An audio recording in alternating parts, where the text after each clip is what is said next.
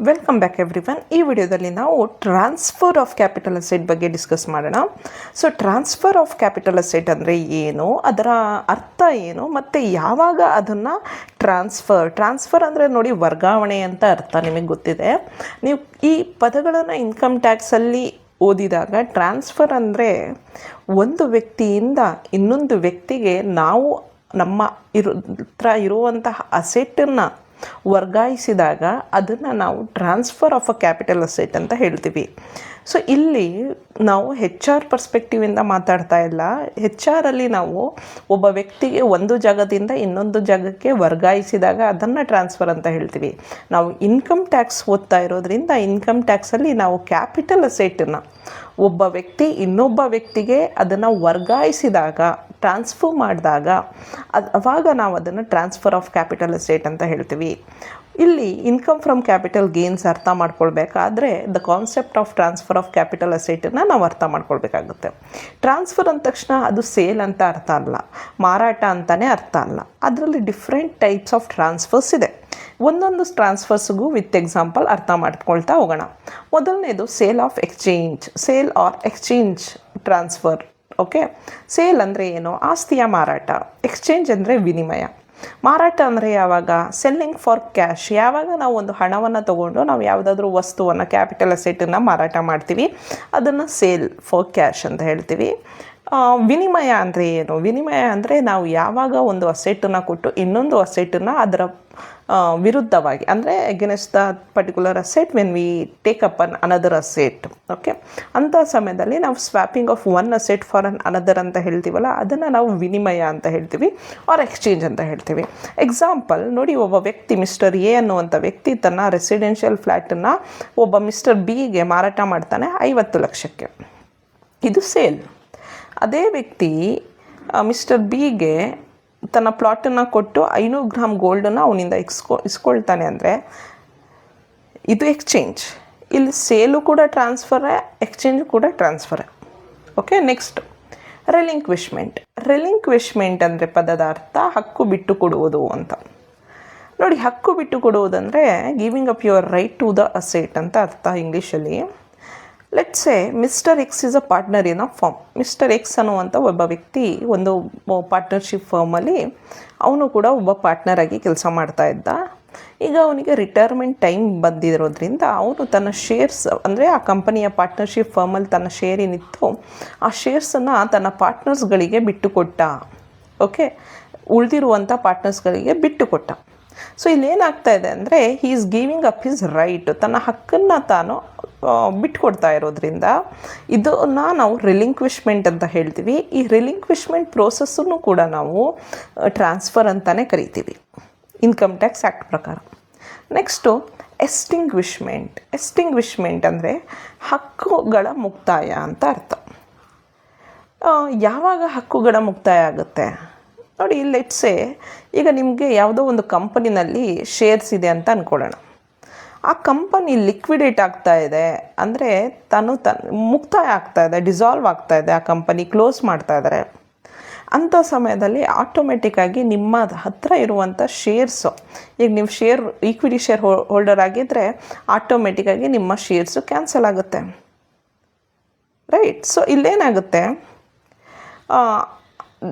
ಇಲ್ಲಿ ನಿಮ್ಮ shares end ಆಗುತ್ತೆ ಅಂದರೆ ಅದು ಆಟೋಮೆಟಿಕ್ಕಾಗಿ ಇಲ್ಲಿ ಸೇಲ್ ಆಯಿತು ಅಂತ. ಅಲ್ವಾಗ ಏನು ಮಾಡುತ್ತೆ ಕಂಪನಿ, ನಿಮಗೆ ಈಕ್ವಿಟಿ ಶೇರ್ ಹೋಲ್ಡರ್ಸ್ ಆಗಿರೋದ್ರಿಂದ ಏನೇನು ಉಳಿದಿದೆಯೋ ಅದರಿಂದ ಅಸೆಟ್ಸಿಂದ ಎಷ್ಟು ನಿಮಗೆ ಬಾಕಿ ಕೊಡಬೇಕು ಅಷ್ಟು ಅಮೌಂಟ್, ಎಷ್ಟು ಎಲ್ಲ ಈಕ್ವಿಟಿ ಶೇರ್ ಹೋಲ್ಡರ್ಸ್ಗೂ ಎಷ್ಟೆಷ್ಟು ಕೊಡೋಕ್ಕೆ ಸಾಧ್ಯನೋ ಅಷ್ಟೆಷ್ಟು ಕೊಟ್ಬಿಡುತ್ತೆ ಅಮೌಂಟನ್ನು.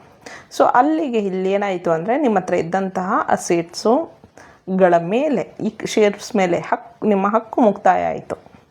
ನಿಮಗೇನೋ ಅಮೌಂಟ್ ಬರ್ಬೋದು, ಬರದಲ್ಲೇ ಇರ್ಬೋದು, ಅದು ಸೆಕೆಂಡ್ರಿ. ಆದರೆ ನಿಮ್ಮ ಹಕ್ಕು ಮುಕ್ತಾಯ ಆಯಿತು. ಇನ್ ಕೇಸ್ ನಿಮಗೆ ಅಮೌಂಟ್ ಬಂದರೆ ಅಲ್ಲೇನಾದರೂ ನೀವು ಪ್ರಾಫಿಟ್ ಮಾಡಿದ್ರೆ ಅದು ಕ್ಯಾಪಿಟಲ್ ಗೇನ್ ಆಗುತ್ತೆ. ಓಕೆ, ಅದಕ್ಕೆ ಟ್ಯಾಕ್ಸ್ ಬೀಳುತ್ತೆ. Next compulsory acquisition. ಕಂಪಲ್ಸರಿ ಅಂದರೆ ಏನು? ಕಡ್ಡಾಯ. ಅಕ್ವಿಸಿಷನ್ ಅಂದರೆ ಸ್ವಾಧೀನ. ನೋಡಿ, ಈಗ ಗೌರ್ಮೆಂಟು ನಮ್ಮ ಬೆಂಗಳೂರಲ್ಲಿ ಮೆಟ್ರೋ ಕಟ್ತಾ ಇದೆ, ಹೊಸ ರೋಡ್ಗಳನ್ನು ಬಿಲ್ಡ್ ಮಾಡ್ತಾ ಇದೆ, ಇನ್ಫ್ರಾಸ್ಟ್ರಕ್ಚರ್ ಡೆವಲಪ್ಮೆಂಟ್ ಮಾಡಬೇಕಾಗುತ್ತೆ. ಅಂಥ ಸಮಯದಲ್ಲಿ ಏನಾಗುತ್ತೆ ಅಂದರೆ ಅಗ್ರಿಕಲ್ಚರಲ್ ಲ್ಯಾಂಡನ್ನು ಫಾರ್ಮರ್ಸಿಂದ, ರೈತರಿಂದ ಸ್ವಾಧೀನ ಮಾಡ್ಕೊಳ್ಬೇಕಾದಂಥ ಪರಿಸ್ಥಿತಿ ಗೌರ್ಮೆಂಟಿಗೆ ಬರುತ್ತೆ.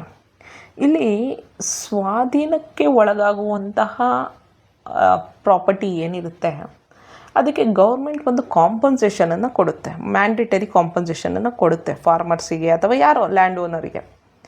ಅಂಥ ಸಮಯದಲ್ಲಿ ಈಗ ಅಂಥ ವ್ಯಕ್ತಿಗೆ ಸೇಲ್ ಮಾಡೋದಕ್ಕೆ ಅಂದರೆ ಗೌರ್ಮೆಂಟಿಗೆ ಕೊಡೋದಕ್ಕೆ ಇಷ್ಟ ಇದ್ದರೂ ಇಷ್ಟ ಇಲ್ದಲೇ ಇದ್ದರೂ ಕೂಡ ಅಲ್ಲಿ ಮ್ಯಾಂಡೇಟರಿ ಕಡ್ಡಾಯವಾಗಿ ಅಲ್ಲಿ ಸ್ವಾಧೀನವಾಗ್ತಾ ಇರೋದ್ರಿಂದ, ಕಂಪಲ್ಸರಿ ಎಕ್ವಿಸಿಷನ್ ಆಗ್ತಾ ಇರೋದ್ರಿಂದ ಅಲ್ಲಿ ಏನಾಗುತ್ತೆ ಅಂದರೆ ಆಟೋಮೆಟಿಕ್ಕಾಗಿ ಅದನ್ನು ನಾವು ಟ್ರಾನ್ಸ್ಫರ್ ಅಂತ ಕನ್ಸಿಡರ್ ಮಾಡಬೇಕಾಗುತ್ತೆ. Okay, next conversion into stock ಅಂತ ಹೇಳ್ತೀವಿ. ಕನ್ವರ್ಷನ್ ಇಂಟು ಸ್ಟಾಕ್ ಅಂದರೆ ಇಲ್ಲಿ ಸ್ಟಾಕ್ ಅಂದರೆ ಅರ್ಥ ಶೇರ್ಸ್ ಅಲ್ಲ, ಸ್ಟಾಕ್ ಅಂದರೆ ಅರ್ಥ materials, raw material. Okay, stock ಇನ್ ಟ್ರೇಡ್ ಅಂತ ನಾವೇನು ಹೇಳ್ತೀವಿ, ಸ್ಟಾಕ್ ಇನ್ ಟ್ರೇಡ್ ಅಂತ ಹೇಳ್ತೀವಿ ನಾವು ಇದನ್ನು. ಈಗ ನೀವು ಫಾರ್ ಎಕ್ಸಾಂಪಲ್ ಅಂದ್ಕೊಳ್ಳಿ, ನಿಮ್ಮದೊಂದು ಜ್ಯುವೆಲರಿ ಶಾಪ್ ಇದೆ ಅಂತ. ನೀವು ನಿಮ್ಮ ಮನೆಗೆ ಒಂದು ಗೋಲ್ಡ್ ನೆಕ್ಲೆಸ್ ತರ್ತೀರಾ ನಿಮಗೋಸ್ಕರ ಅಂತಲೇ ಅಂದ್ಕೊಳ್ಳಿ, ನಿಮಗೋಸ್ಕರ, ನಿಮ್ಮ ವೈಫ್ಗೋಸ್ಕರ ಅಂತ. ಈಗ ತಂದಂಥ ನೆಕ್ಲೆಸನ್ನು ನೋಡೋದಕ್ಕೆ ಡಿಸೈನ್ ಚೆನ್ನಾಗಿದೆ ಅಂತ ನೀವೇನು ಮಾಡ್ತೀರಾ, ಆ ಡಿಸೈನನ್ನು ತೊಗೊಂಡೋಗಿ ನೀವು ನಿಮ್ಮ ಜ್ಯುವೆಲರಿ ಶೋರೂಮಲ್ಲಿ ಇಡ್ತೀರಾ. ಅದನ್ನು ನೋಡೋದಕ್ಕೆ ಬರ್ತಾರೆ ಜನ ಅಂದರೆ ಅರ್ಥ ಆಬ್ವಿಯಸ್ಲಿ ನೀವು ಅದನ್ನು ಮಾರಾಟ ಮಾಡುವಂಥ ಪ್ರಯತ್ನ ಪಡ್ತಾ ಇದ್ದೀರಾ ಅಂತ ಅರ್ಥ.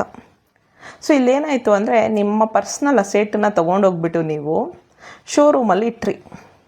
ಶೋರೂಮಲ್ಲಿ ಅದು ಇಟ್ಟಿದ ತಕ್ಷಣ ಅದೇನಾಯಿತು ಅಂದರೆ ಬಿಸ್ನೆಸ್ ರಿಲೇಟೆಡ್ ಅಸೆಟ್ ಆಗೋಯ್ತು ಅದು. ಸೊ ಬಿಸ್ನೆಸ್ ರಿಲೇಟೆಡ್ ಅಸೆಟ್ ಆದ್ರಿಂದ ಅದರಿಂದ ನೀವೇನಾದರೂ ಇನ್ಕಮ್ನ ಜನ್ರೇಟ್ ಮಾಡಿದ್ರೆ ಅದು ಇನ್ಕಮ್ ಫ್ರಮ್ ಬಿಸ್ನೆಸ್ ಆಗುತ್ತೆ. ಬಟ್ ಈಗ ನೀವು ಯಾವ ದಿನ ನಿಮ್ಮ ಪರ್ಸ್ನಲ್ ಅಸೆಟನ್ನು ನಿಮ್ಮ ಬಿಸ್ನೆಸ್ಸಲ್ಲಿ ತೊಗೊಂಡೋಗಿಟ್ರಿ ಆ ದಿನ ಅಲ್ಲೇನಾಗೋಯಿತು ಅಂದರೆ ಟ್ರಾನ್ಸ್ಫರ್ ಆಯಿತು. ಸೊ ಇಲ್ಲೇನಾಯಿತು ಅಂದರೆ ಕನ್ವರ್ಷನ್ ಟು ಸ್ಟಾಕ್ ಮಾಡಿದ ದಿನ ನೀವು ಅದನ್ನು ನಾವು ಟ್ರಾನ್ಸ್ಫರ್ ಅಂತ ಕನ್ಸಿಡರ್ ಮಾಡಬೇಕಾಗುತ್ತೆ. ಇನ್ನು ಸಿಂಪಲ್ಲಾಗಿ ಅರ್ಥ ಮಾಡಿಸ್ಬೇಕು ಅಂದರೆ, ನೀವು ನೆನ್ನೆ ಒಂದು 10 ಗ್ರಾಮ್ ಗೋಲ್ಡ್ದು ನೆಕ್ಲೆಸ್ ತಂದ್ರಿ ಅಂತ ಅಂದ್ಕೊಳ್ಳೋಣ. ನೆನ್ನೆ ಇವತ್ತು ನೀವು ಅದನ್ನು ತೊಗೊಂಡೋಗಿ ಶೋರೂಮಲ್ಲಿ ಇಡ್ತೀರಾ, ನಿಮ್ಮದೇ ಶೋರೂಮು. ಸೊ ಇವತ್ತು ನೀವು ಶೋರೂಮಲ್ಲಿ ಇಡ್ತೀರಾ, ಅದು ನಾಳೆ ಸೇಲ್ ಆಗುತ್ತೋ ಏನೋ ಆಗುತ್ತೋ ಅದು ಆಮೇಲೆಗೆ. ಯಾವಾಗ ನೀವು ನೆನ್ನೆ ತಂದಿಂದಂಥ ಅಸೆಟನ್ನು ಇವತ್ತು ನೀವು ಶೋರೂಮಲ್ಲಿ ಇಟ್ಟರೋ ಅರ್ಥ ಅದು ಟ್ರಾನ್ಸ್ಫರ್ ಆಯಿತು ಅಂತ ಇವತ್ತಿಗೆ. ಸೊ ಇವತ್ತಿಗೆ ಅದು ಏನಾಯಿತು ಅಂದರೆ ಟ್ರಾನ್ಸ್ಫರ್ ಆಯಿತು. ಅದನ್ನು ಇನ್ಕಮ್ ಫ್ರಮ್ ಕ್ಯಾಪಿಟಲ್ ಗೇನ್ಸ್ ಅಂಡರಲ್ಲೇ ಕನ್ಸಿಡರ್ ಮಾಡಬೇಕು. ಓಕೆ, ಅದಾದ ನಂತರ ಶೋರೂಮಿನ ಅಸೆಟ್ಟು ಬೇರೆ ಯಾರೋ ಕಸ್ಟಮರ್ ಬಂದು ಪರ್ಚೇಸ್ ಮಾಡ್ಕೊಂಡು ಹೋದರೆ ಅಲ್ಲಿ ಜನ್ರೇಟ್ ಆದಂಥ ಇನ್ಕಮ್ ಏನಿರುತ್ತಲ್ಲ ಇದು ಇನ್ಕಮ್ ಫ್ರಮ್ ಬಿಸ್ನೆಸ್ ಆಗುತ್ತೆ. ಅದು ಯಾವಾಗ ಬೇಕಾದರೂ ಸೇಲ್ ಆಗ್ಬೋದು. Okay, next possession of property. Possession of property ಅಂದರೆ ಯೂಶ್ವಲಿ ಏನಾಗುತ್ತೆ, ಫಾರ್ ಎಕ್ಸಾಂಪಲ್ ಈಗ ನೀವು ನಾನು ಒಂದು ಪ್ರಾಪರ್ಟಿನ ನಿಮಗೆ ಸೇಲ್ ಮಾಡಿದೆ 1 ಕೋಟಿಗೆ. ನೀವು ನನಗೆ 90 ಲಕ್ಷ ರೂಪಾಯಿ ದುಡ್ಡು ಕೊಟ್ಟಿದ್ದೀರಾ, ಇನ್ನೂ 10 ಲಕ್ಷ ರೂಪಾಯಿ ಕೊಟ್ಟಿಲ್ಲ. ಆದರೂ ಕೂಡ ನಾನು ಇನ್ನೂ 6 ಮಂತ್ಸ್ ಆದಮೇಲೆ ನೀವು ಆ ಹಣನ ಕೊಟ್ಟು ರಿಜಿಸ್ಟ್ರ್ ಮಾಡ್ಕೊಳ್ತೀರಾ ಸಬ್ ರಿಜಿಸ್ಟ್ರರ್ ಆಫೀಸಲ್ಲಿ ಅಂತ ಅಂದ್ಕೊಳ್ಳೋಣ. ಆಯಿತು ಅಂತ ಈಗ ನೀವು 90 ಲಕ್ಷ ಕೊಟ್ಟಿದ್ದೀರಾ, 10 ಲಕ್ಷ ಪೆಂಡಿಂಗ್ ಇದೆ. ಆದರೂ ಕೂಡ ಇವತ್ತಿಗೆ ನೀವು 90 ಲಕ್ಷ ಕೊಟ್ಟು ಆ ಮನೆಗೆ ನೀವು ಮೂವ್ ಆಗ್ತಾ ಇದ್ದೀರಾ ಅಂದರೆ ಅರ್ಥ ನೀವು ಪೊಸೆಷನ್ನ ತೊಗೊಳ್ತಾ ಇದ್ದೀರಾ. ಸೊ ಆವಾಗ ಏನಾಗುತ್ತಂದರೆ ಇವತ್ತಿಗೆ ನೀವು ಆ್ಯಕ್ಚುಲಿ ಅದು ಅಸೆಟು ನನ್ನಿಂದ ನಿಮಗೆ ಟ್ರಾನ್ಸ್ಫರ್ ಆಗಿಬಿಟ್ಟಿದೆ ಅಂತ ಅರ್ಥ. ರಿಜಿಸ್ಟ್ರೇಷನ್ ಫ್ಯೂಚರಲ್ಲಿ ಯಾವಾಗಾದರೂ ಆಗಲಿ, ಯಾವಾಗ ನೀವು ನನಗೆ ಹಣ ಕೊಟ್ಟು ಆ ಮನೆಗೆ ಮೂವ್ ಆದರೂ ಅದೇ ಸಮಯದಲ್ಲಿ ಅದು ಟ್ರಾನ್ಸ್ಫರ್ ಆಗೋಯಿತು ಅಂತ ಅರ್ಥ. ಸೊ ಇದು ಕಾನ್ಸೆಪ್ಟ್ ಆಫ್ ಟ್ರಾನ್ಸ್ಫರ್. ಯಾಕೆ ನಮಗೆ ಟ್ರಾನ್ಸ್ಫರ್ ಕಾನ್ಸೆಪ್ಟನ್ನು ಅರ್ಥ ಮಾಡ್ಕೊಳ್ಳೋದು ಮುಖ್ಯ ಆಗುತ್ತೆ ಅಂದರೆ, ಇಲ್ಲಿ ಟ್ರಾನ್ಸ್ಫರ್ ಆದ್ರೇ ನಾವು ಕ್ಯಾಪಿಟಲ್ ಗೇನ್ಸ್ ಮಾಡೋದಕ್ಕೆ ಸಾಧ್ಯ ಆಗುವಂಥದ್ದು. ಫಾರ್ ಎಕ್ಸಾಂಪಲ್ ನಿಮಗೆ ಕ್ವೆಶನ್ ಕೇಳ್ತಾರೆ, what do you mean by capital gain ಅಂತ 2 ಮಾರ್ಕ್ಸಿಗೆ ಕ್ವೆಶನ್ ಕೇಳಿದ್ರೆ, capital gain is the profit or a gain made from transfer or sale of capital asset by an assessee during the assessment during the previous year ಅಂತ ಬರಿಬೇಕಾಗುತ್ತೆ ನೀವು. ಅಂದರೆ during previous financial year ಅಂತ ಬರಿಬೇಕಾಗುತ್ತೆ. ಅಂದರೆ ಅರ್ಥ ಈಗ ನಾವು 2024-25 previous year ತೊಗೊಂಡು ಮಾಡ್ತಾಯಿದ್ದೀವಿ. 2024-25 ಯಾವುದೋ ಹಳೆಯ ಸೆಟ್ಟು ನಾನು ಪರ್ಚೇಸ್ ಮಾಡಿದ್ದೆ, ಅದನ್ನು ಈ ವರ್ಷದಲ್ಲಿ ನಾನು ಸೇಲ್ ಮಾಡಿದೆ. ಸೇಲ್ ಮಾಡಿದಾಗ ನನಗೆ ಏನೋ ಒಂದು ಪ್ರಾಫಿಟ್ ಬಂತು, ಅದಕ್ಕೆ ಈಗ ನಾನು ಟ್ಯಾಕ್ಸ್ ಕಟ್ಟಬೇಕು.